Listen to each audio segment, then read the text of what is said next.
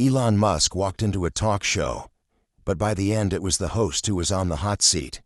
The email came in like any other, a simple subject line, invitation to the Bryant Palmer show. Elon Musk barely glanced at it at first. He got these all the time, requests from talk shows, news programs, tech panels. Most, he declined. But Bryant Palmer was different. Palmer's show was one of the biggest on television. Known for its blend of humor, controversy, and sharp interviews, it had a massive following.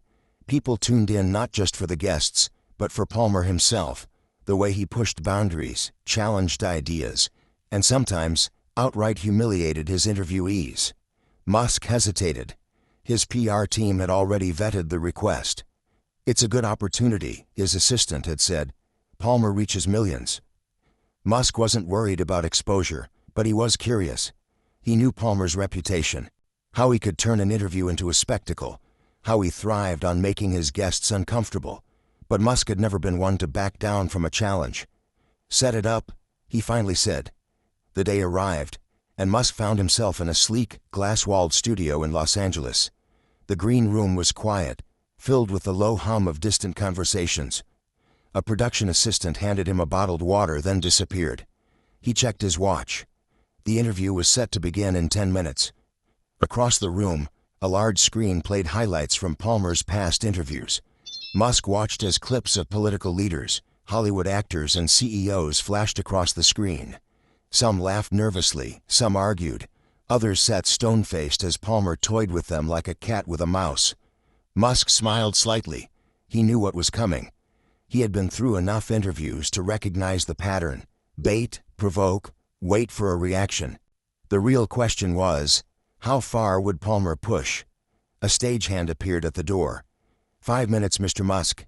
He stood adjusting the sleeves of his black jacket. Then, with the ease of a man who had faced rockets exploding mid-air, factories failing, and financial meltdowns, he walked toward the stage. The studio was packed.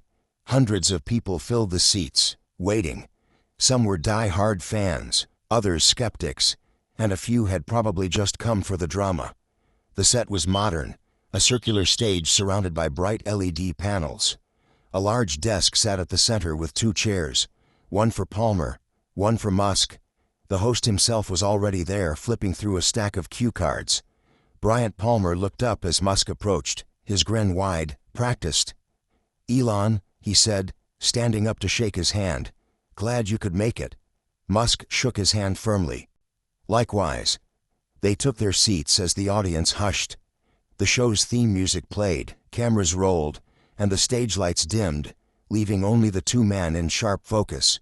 Palmer turned toward the camera, flashing his signature smirk. "Ladies and gentlemen, we have a very special guest tonight.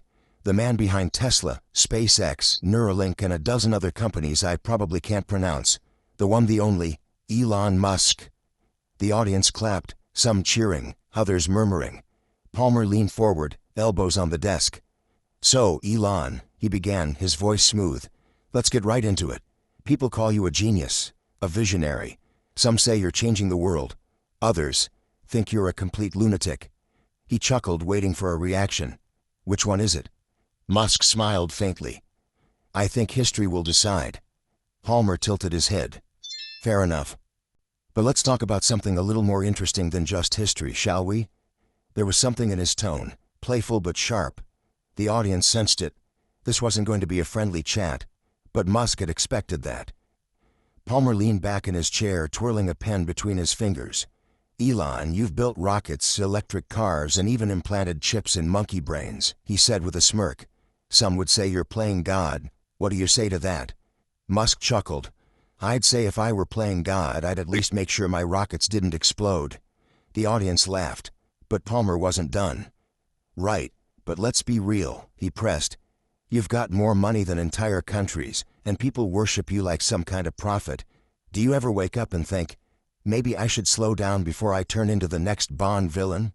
The crowd chuckled again, but there was something in Palmer's delivery, something just a little too pointed. He wasn't joking. Not really. Musk nodded slowly, considering his response. "I think if I were a Bond villain, I'd at least have a secret lair by now. But unfortunately, I still live in a $50,000 house in Texas. That got a few laughs, but Palmer wasn't letting go. He flipped through his cue cards pretending to search for something. Ah, yes, he said, tapping one. Speaking of that house, didn't you just fire most of the janitorial staff at X? Musk's expression didn't change. We had to make some adjustments, yes. Adjustments, Palmer repeated, his grin sharpening. That's an interesting way to say, left people jobless right before the holidays. The audience murmured. The energy in the room had shifted. Musk was used to tough questions, but this was different. Palmer wasn't probing, he was provoking. I assume you're talking about the San Francisco office, Musk asked, his tone even. That's the one, Palmer said, leaning forward. Reports say people were crying, Elon. Crying. You've got billions in the bank. Was that really necessary? Musk exhaled quietly. I think you know that running a company isn't about keeping everyone happy. It's about keeping it alive. X was losing $4 million a day. Palmer shrugged. Must be tough being a billionaire and making all those sacrifices. The audience gave a nervous laugh. Some clapped, others stayed quiet. Musk didn't flinch. It's tough making a company work. There's a difference. Palmer tilted his head, sensing an opening. He gestured toward the crowd. You hear that, folks? Tough being the guy who owns private jets and sends cars to space. A few more chuckles. A few more murmurs. Musk let the moment sit. Then he leaned forward just slightly. Do you want to have a real conversation, Bryant, or are you just here to perform? The air in the room tightened. The audience went dead silent. Even Palmer blinked. Just for a second. But he recovered quickly, flashing his signature smirk. Oh, I love a good conversation, Elon. But I also love the truth. And the truth is, people say you're erratic, that you make reckless decisions. X, has become a chaotic mess under your leadership. Musk raised an eyebrow. That's funny. It was losing billions before I took over and now it's making a profit. Doesn't sound like chaos to me. Palmer smirked. Right. But let's talk about something people really care about. He turned to the audience. Do we have any Tesla owners in the crowd? A few hands went up. Palmer grinned. Nice. You guys trust the self-driving feature? A few cheers. A few hesitations. Interesting, Palmer said, turning back to Musk. Because some people don't. There have been crashes, lawsuits, people losing their lives, and you keep pushing it like it's the future. Do you ever feel responsible when something goes wrong? Musk's fingers tapped lightly against the desk. You know, Bryant, we could talk about any car company and find accidents. But nobody asks Ford's CEO if he feels responsible when someone crashes a Mustang. Palmer chuckled. Fair. But Ford's not promising full self-driving. You are. Musk smiled. Not yet. And neither are we. That's why we're still in beta. Palmer sighed theatrically. All right, let's move on. Neuralink. Brain chips. What happens when hackers get in? Or when the government decides to, I don't know, turn people into robots? A few audience members laughed nervously. Musk stayed quiet for a moment, then he said, You watch too many movies, Bryant. The audience laughed again, but Palmer wasn't backing off. But Musk wasn't done either. Palmer tapped his cue cards on the desk, his smirk whitening. He was enjoying himself now. Come on, Elon, you can't tell me you don't see the risks.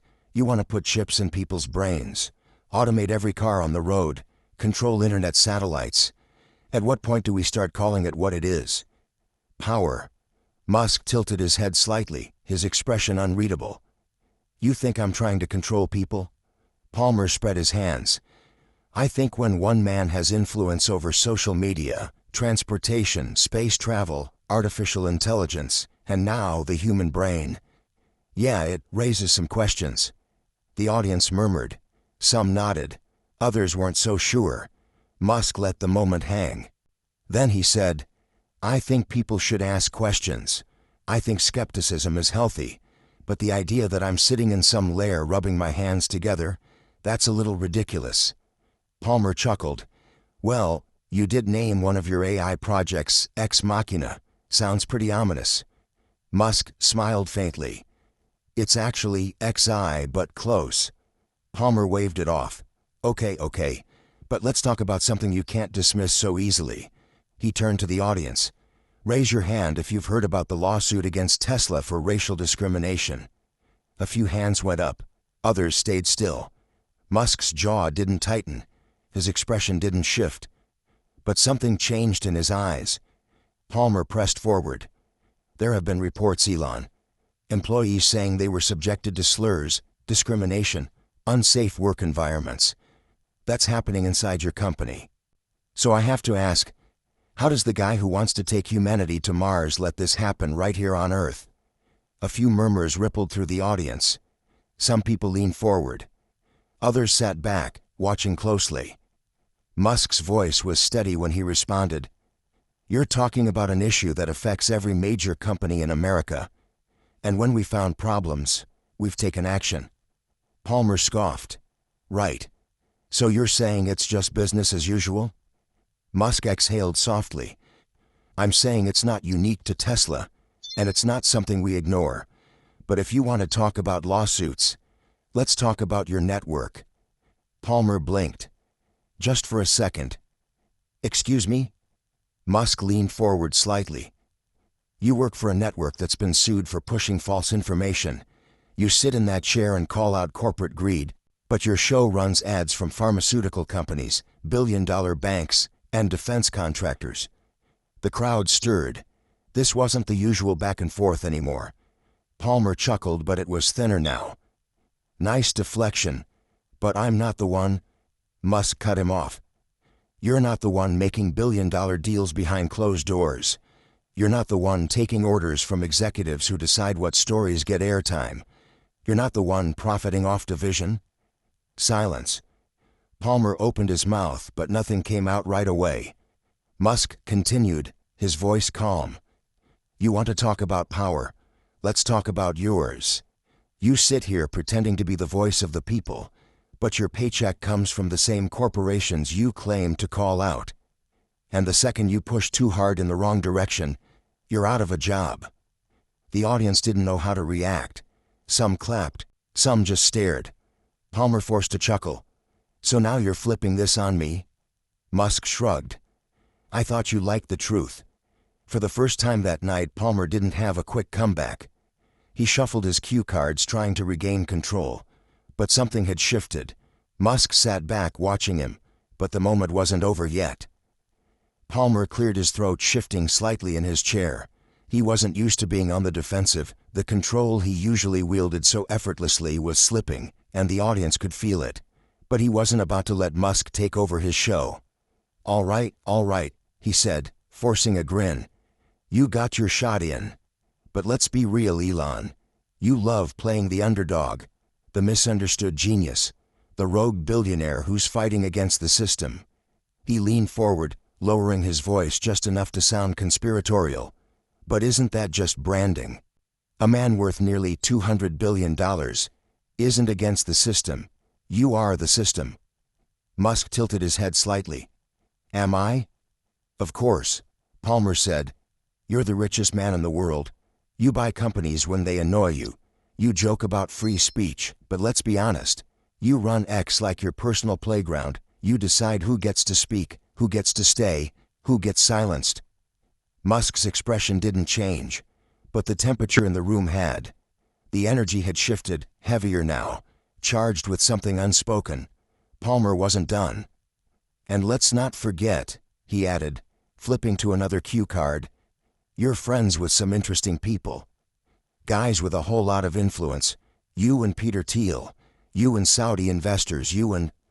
Musk cut him off. Would you like to talk about your friends, Bryant? The words weren't loud. They weren't even sharp. But they landed, hard. Palmer blinked. Excuse me? Musk's voice was steady. The people who fund your show. The executives who decide what you're allowed to say. The political donors who make sure you never push too hard in one direction. The audience stirred. Palmer forced a chuckle. Oh, so now you're turning this into some kind of conspiracy? Come on, Elon. No conspiracy, Musk said. Just reality. You think I have power? You're right. But at least when I make a decision, people know where it's coming from. Can you say the same? Palmer opened his mouth, closed it. Musk kept going. I build things. People see them. They work or they don't. If I fail, the whole world sees it. But you? He gestured around the set. You sit here, pretending to challenge the powerful, while taking notes from them backstage. Palmer's face twitched. Just for a second. The audience wasn't laughing anymore. Some of them were nodding. A few clapped. Palmer could feel the control slipping. He had to get it back. You're dodging the question, he said quickly. This isn't about me. It's about you. People say you're erratic, that you push dangerous ideas, that your employees are terrified of you. Do you even care about the consequences of what you do? Musk leaned forward. Just slightly. Do you? Silence. Palmer opened his mouth again, but Musk wasn't finished. You make your living stirring outrage, he said calmly. You don't solve problems. You don't build anything. You just talk. And when the cameras stop rolling, when the controversy dies down, what have you actually done? Palmer shifted in his seat.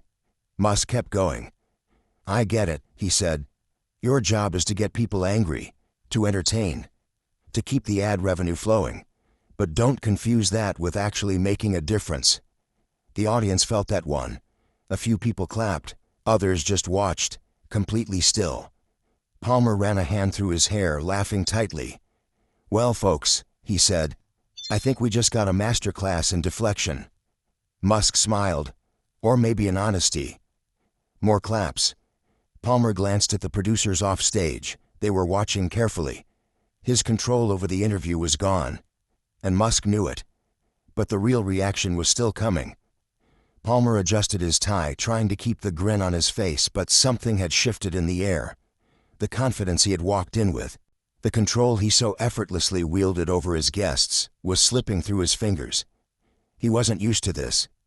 He wasn't used to losing. The audience wasn't laughing anymore. Some leaned forward, watching intently.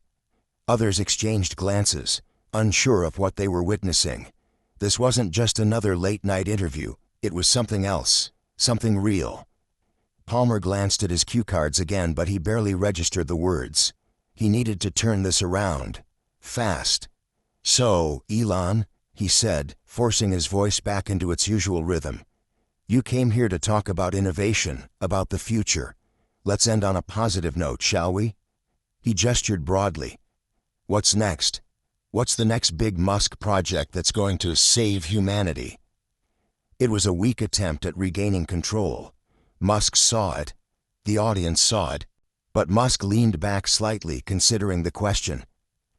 There are a lot of things in motion, he said finally.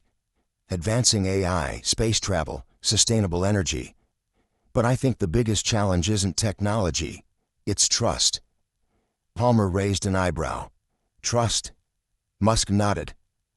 People don't trust institutions anymore. They don't trust governments, the media, corporations. And most of the time, for good reason. A murmur ran through the crowd. Palmer gave a tight chuckle. And you think you are the solution? Musk shook his head. No, but I think honesty is. And I think people are tired of being manipulated. Palmer scoffed. So what? You're saying I'm the problem now? Musk tilted his head slightly. I think you're part of an industry that profits from keeping people divided, outraged, and distracted. You ask if I feel responsible for the things I create. Do you? Palmer blinked. For a split second, he had no answer. The silence stretched, thick and heavy. Then someone in the audience clapped. Then another. And another. Palmer's jaw tightened slightly, but he covered it with another forced smile. Well, he said, shifting in his chair, this has certainly been an interesting conversation. Musk nodded. I'd say so. The studio lights burned hot. The cameras kept rolling. Palmer licked his lips, then forced himself to move on. All right, folks, he said, turning back to the audience. Give it up for Elon Musk." A mix of applause and murmurs filled the room. Musk stood up, shook Palmer's hand and walked off stage, leaving the host sitting there still trying to process what had just happened. But the real storm was only beginning. The moment the cameras stopped rolling, the tension in the studio didn't fade, it thickened. The usual post-show chatter was muted, the usual flurry of producers, assistants and camera operators moving with an odd quietness. Palmer ripped off his earpiece and tossed it onto the desk. His face was still plastered with a forced grin, but his eyes darted toward his producer. "What the hell was that?" he muttered under his breath. The producer didn't answer. He was too busy staring at his phone. So was half the studio. It had taken less than 5 minutes. The interview wasn't even officially online yet, but someone in the audience had been recording. Clips were already flooding social media. X, was on fire. The headline practically wrote itself. "Elon Musk turns the tables on Bryant Palmer, calls out media hypocrisy on live TV." Musk had barely stepped backstage when his phone vibrated. He checked it. His mentions were skyrocketing. One clip, posted by an account with a few thousand followers, already had hundreds of thousands of views. The comments were pouring in. Elon just took Palmer apart like an engineer breaking down a bad prototype. This wasn't an interview. It was an execution. Palmer wasn't ready for this. At all. And then there were the think pieces, the debates, the analysis. Some called Musk's response brilliant. Others called it arrogant. Some claimed Palmer had walked right into his own trap, while others argued Musk had dodged real accountability by flipping the script. Either way, one thing was undeniable. People weren't talking about Palmer's questions. They were talking about Musk's answers. Palmer stormed into his dressing room, slamming the door shut. His producer followed, speaking carefully. "Listen, we need to be ready for how this is going to play out." Palmer scoffed, pouring himself a drink. "Oh, I know how it's going to play out. The internet's going to eat this up. Musk fanboys are going to act like he walked on water, and I'm going to be the biased journalist who got owned." He shook his head. The guy literally dodged every question. The producer hesitated. "Did he, though?" Palmer's jaw tightened. The producer sighed. "The thing is, Bryant, people don't like feeling like they've been manipulated. And tonight, you kinda looked like you were manipulating." Palmer's grip on his glass tightened. The producer glanced at his phone again. "We need to get ahead of this." Palmer exhaled sharply. "Yeah? And what do you suggest?" "Damage control." Palmer let out a bitter laugh. "You want me to apologize?" "Not happening." The producer shook his head. "Not an apology. A reframing. We spin it. Say Musk was deflecting. That he couldn't handle real scrutiny. That he proved he's just as thin-skinned as the people he criticizes." Palmer narrowed his eyes, considering it. But before he could answer, there was a knock at the door. An assistant stuck her head in. She looked nervous. "Bryant," she said carefully, "the network wants a meeting, now." Musk walked out of the studio and straight into a waiting Tesla. The driver glanced at him through the rearview mirror. "Big night?" Musk smirked. "Something like that." His phone buzzed again. A message from one of his closest advisors. "That was insane. Your engagement numbers just went through the roof." Musk scrolled through his feed, watching the narrative unfold in real time. Every reaction, every breakdown, every hot take. He could already see what was coming next. Tomorrow, Palmer's team would try to salvage this. They'd call him a billionaire playing victim, a master of deflection, a media manipulator. They'd spin it every way they could. But it wouldn't matter, because tonight, in front of millions of people, the illusion had cracked. And once people see the cracks, they don't stop looking for more. By morning, the interview had become more than just a viral clip. It was a moment. News outlets scrambled to cover it, each offering their own interpretation. Some called Musk's response a masterclass in composure. Others painted Palmer as a journalist caught off guard by his own tactics. The debate wasn't just about what had been said. It was about what it meant. On one side, people saw Musk as a disruptor, someone who refused to play by the media's rules. A billionaire, yes, but one who spoke plainly, who wasn't afraid to call out hypocrisy. On the other side, critics argued that Musk had dodged real accountability, that he had masterfully redirected the conversation without ever answering for the ethical concerns around his companies. But beyond the arguments, beyond the hot takes and think pieces, there was something deeper happening. People were questioning things. They were questioning how interviews were conducted, how narratives were shaped, how media figures like Palmer thrived on spectacle more than truth. And that's where the real shift happened. Because once an audience starts asking why something feels off, why a journalist seems more interested in a gotcha moment than a real discussion, why certain companies or industries never get held to the same scrutiny, once that process starts, it doesn't stop. And the media? It hates when people start thinking that way. At the network, the meeting was tense. Palmer sat across from the executives, arms crossed. He had been here before, after controversial interviews, but this time it felt different. One of the higher-ups, a woman in a navy suit, set down her phone. "The numbers are through the roof," she admitted. "Highest engagement we've had all year." Palmer forced a smile. "See? You're welcome." Another executive sighed. "The problem, Bryant, is that it's not going our way." Palmer scoffed. "Oh, come on, it's a news cycle. It'll die down in a few days." The woman in navy shook her head. "This is bigger than that. The comments, the reactions, people aren't just talking about Musk. They're talking about us, about the industry, about how we do interviews, about whether we're actually holding powerful people accountable or just playing a role." Palmer rolled his eyes. "They'll forget. They always do." A long pause. One of the executives exchanged a look with another. "Maybe," he said finally. "Or maybe this time, they won't." Across the country, Musk was sitting in a quiet office, sipping coffee, reading through the headlines. His team had already compiled the data: engagement spikes, media reactions, sentiment tracking. He barely paid attention to it. Instead, he scrolled through a simple post someone had made on X the night before. It wasn't from a journalist. It wasn't from a political pundit. It was just a regular person, someone who had watched the interview and summed it up in a single sentence. "The scariest thing about last night wasn't what Musk said. It was realizing how badly the media wants to control the story." Musk smiled slightly, setting his phone down. He knew this moment wouldn't last forever. But it didn't have to. Because all it took was one crack in the facade. One moment where people saw the strings being pulled. And once you see the strings, you never look at the puppet show the same way again.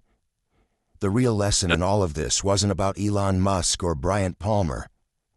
It wasn't about who won or who lost the interview. It was about perception. People like Palmer had built careers on controlling narratives.